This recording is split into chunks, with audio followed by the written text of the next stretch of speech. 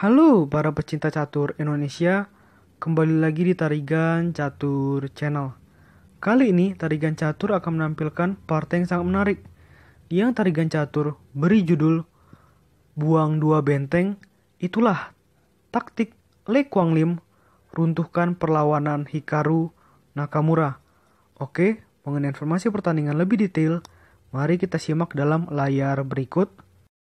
Ya, pertandingan ini tersaji dalam turnamen Champions Chess Tour, tepatnya pada babak ke-6 yang berlangsung pada tanggal 24 November 2020 sekitar pukul 00.00 waktu Indonesia Barat dini hari tadi. Pertandingan ini melibatkan pertarungan antara Grandmaster asal Amerika Serikat yaitu Hikaru Nakamura menghadapi Grandmaster asal Vietnam atau Grandmaster terkuat di Asia Tenggara yaitu Lee Kwang Lim. Tanpa berlama-lama, langsung saja kita masuk papan untuk melihat sengitnya pertarungan antara kedua pemain. Di sini, Lee Kwang Lim menggunakan catur buah hitam dengan rating VD 2709 menghadapi Hikaru Nakamura yang menggunakan catur buah putih dengan rating VD 2736.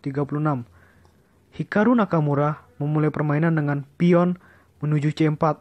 Ini adalah pembukaan Inggris dan dibalas hitam dengan kuda menuju F6. Langkah Lee Kwang Lim ini menandakan bahwa permainan ini masih dalam pembukaan Inggris, tapi dalam variasi pertahanan Hindia Anglo. Kuda C3 dan pion menuju E5. Ini membuat permainan ini masih berubah fungsi lagi atau berubah variasi lagi. Dari variasi pertahanan Hindia Anglo menjadi variasi King's English Variation. Kuda menuju F3, kuda C6, pion G3 persiapan Fianchetto gajah oleh putih, dan pion menuju D5. Maksud hitam adalah mengajak pertukaran pion di petak pusat. Balasan Hikaru tentu saja ya dengan pion C pukul D5 dan kuda pukul pion di D5.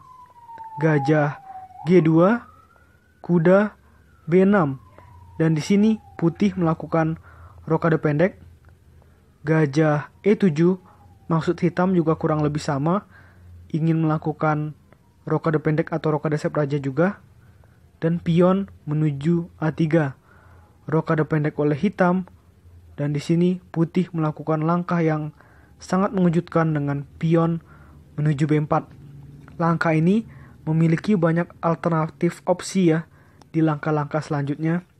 Yang pertama, tentu saja langkah ini dimaksudkan untuk Fianchetto gajah di kedua sisi oleh putih. Dan yang kedua, langkah ini dimaksudkan untuk nantinya pion putih diperuntukkan untuk maju ke petak B5 dengan tempo mengancam kuda hitam.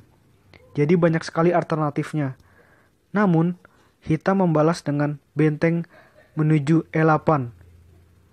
Pion D3, dan di sini hitam membalas dengan gajah menuju F8. Langkah ini juga sangat penting untuk dilakukan, walaupun terlihat aneh ya, kenapa memundurkan gajah ke petak awalnya, tetapi langkah ini penting.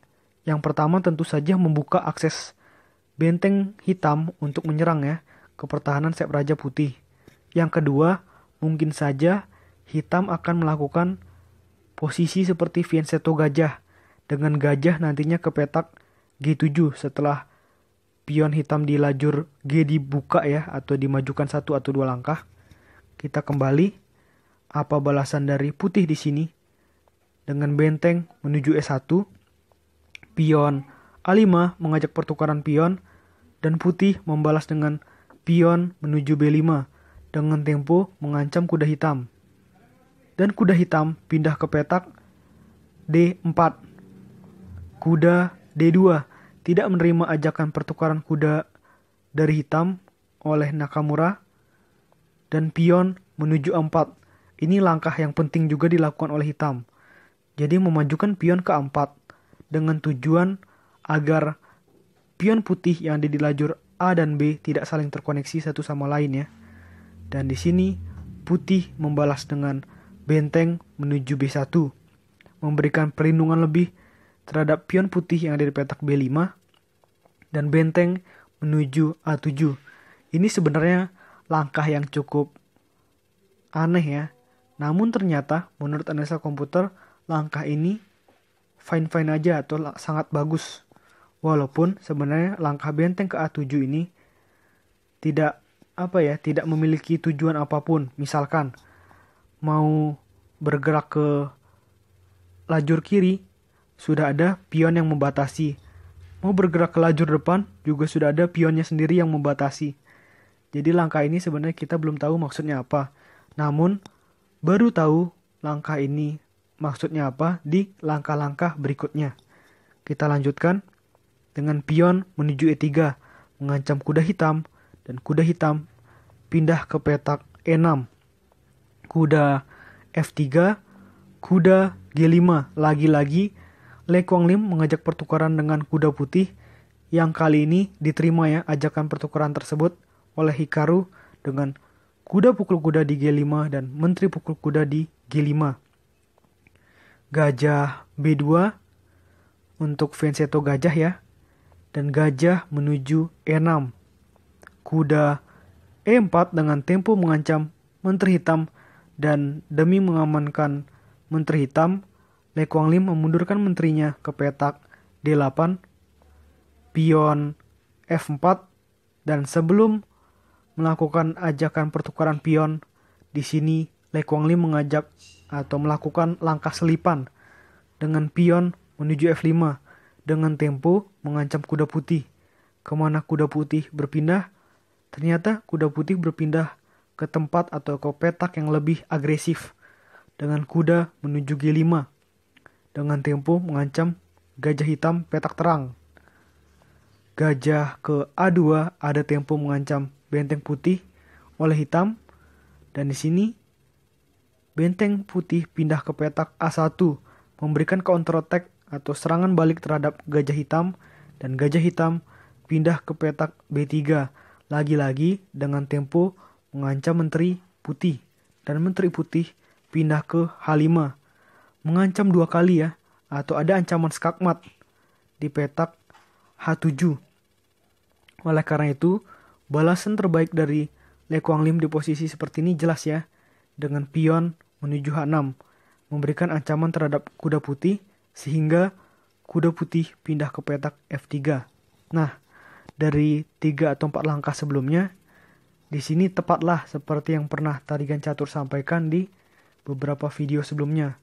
Tarigan Catur pernah menyatakan bahwa konsep berpikir Grandmaster, International Master, atau bahkan level-level bawahnya, itu adalah hanya 3 konsep berpikir ya dalam bermain catur, yaitu skak, makan, ancam.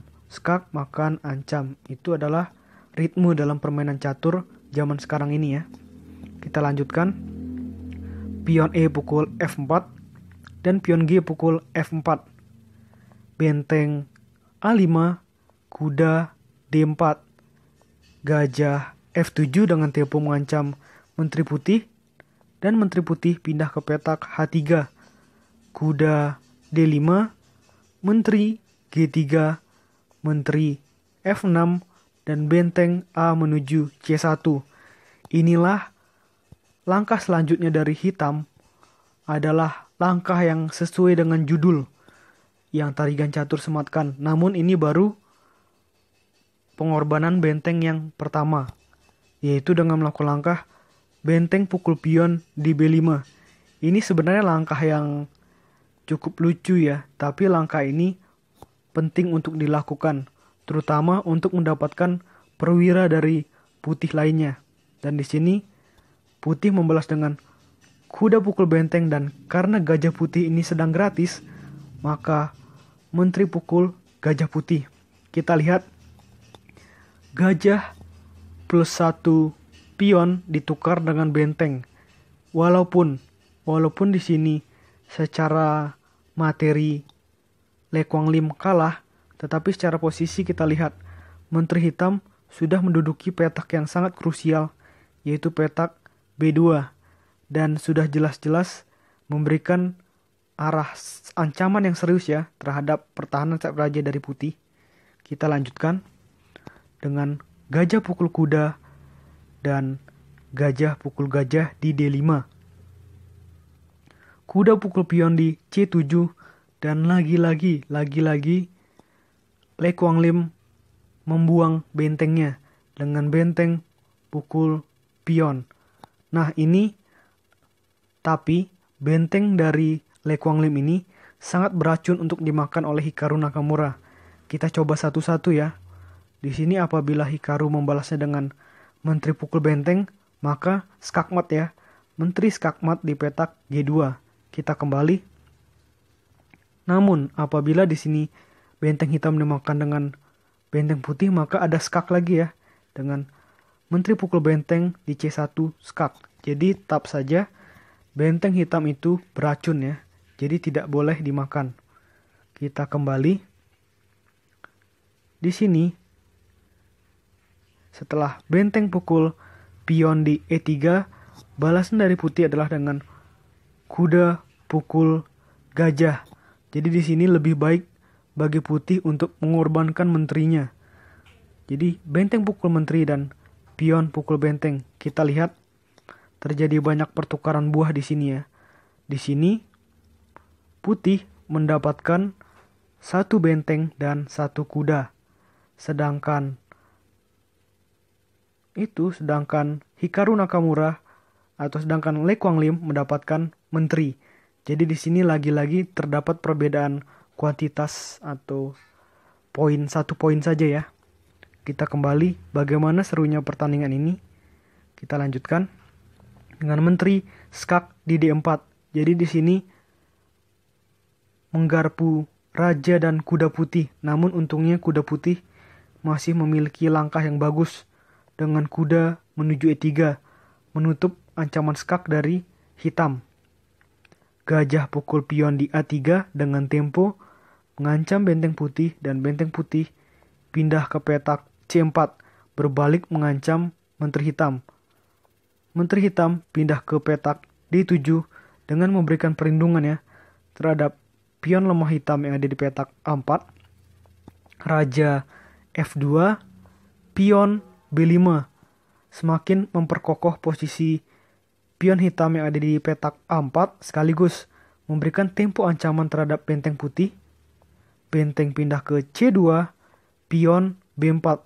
Ini sangat berbahaya ya, karena dua pion hitam sudah saling bahu-membahu untuk mendapatkan promosi menjadi menteri. Nah, dalam posisi seperti ini, Hikaru Nakamura melakukan langkah terbaik dengan benteng menuju A1. Dan di sini karena memang sudah sangat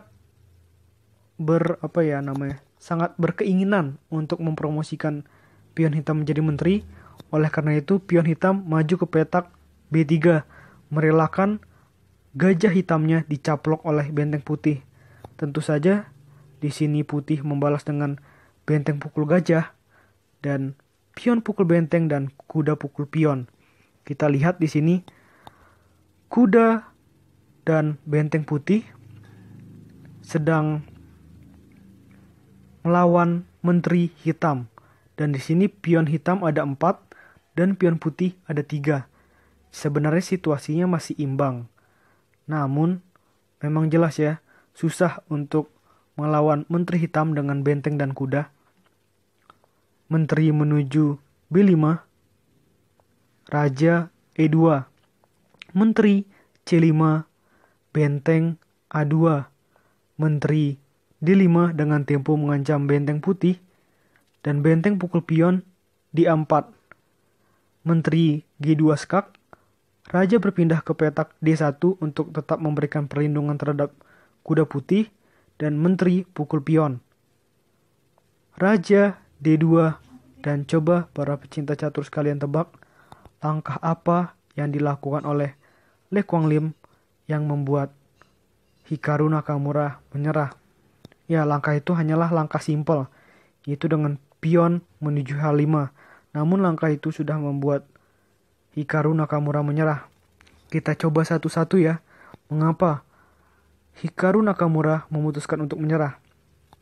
Jadi di sini apabila benteng putih yang ditujukan untuk melindungi ya agar pion hitam tidak jadi promosi, misalkan dengan benteng pindah ke A1, maka jelas menteri pukul pion skak, dan setelah misalkan raja pindah, menteri pukul atau pion maju ke petak H4. Terus maju ya. Jadi di sini memang situasi sudah sangat sulit bagi putih. Atau kita kembali. Apabila di sini balasan dari seorang Hikaru Nakamura adalah kuda menuju ke petak E3 dan pion hitam maju terus misalkan ke petak H4. Kuda misalkan mengancam menteri untuk menjaga petak dari pion yang nantinya akan ke petak H2 ataupun H1, maka di sini jelas setelah menteri skak, raja berpindah, maka jelas pion maju terus dan pion hitam juga sudah sangat sulit dihentikan.